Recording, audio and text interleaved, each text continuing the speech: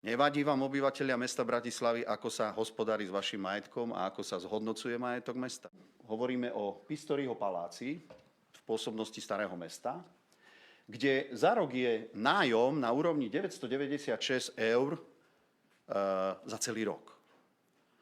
V širšom okolí a v tejto časti mesta sa prenájom pohybuje na úrovni 7 až 8 tisíc eur na mesiac.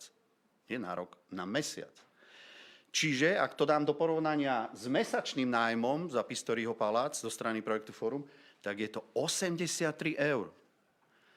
Nevadí vám, obyvateľia mesta Bratislavy, ako sa hospodári s vašim majetkom a ako sa zhodnocuje majetok mesta? Veď toto je na čistý trestný čin okamžite hneď. 83 eur. Žiadne takáto činnosť tam neprebieha a dokonca, ale toto vyjadrím len v rovine otáznikov a vyzývam projekt Fórum, aby nám povedali, či náhodou tieto priestory neprenajímajú ďalej so ziskom.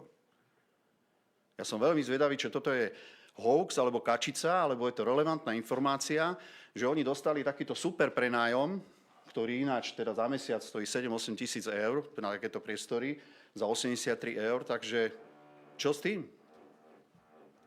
No podľa mňa je nepochybné, že v tej budove sa nedeje žiadna činnosť občianskeho združenia. Ja si myslím osobne, že nefunguje ten systém v zmysle tejto zmluvy, ale na to by mali sa pozrieť bližšie orgány, ktoré sa tomu majú venovať.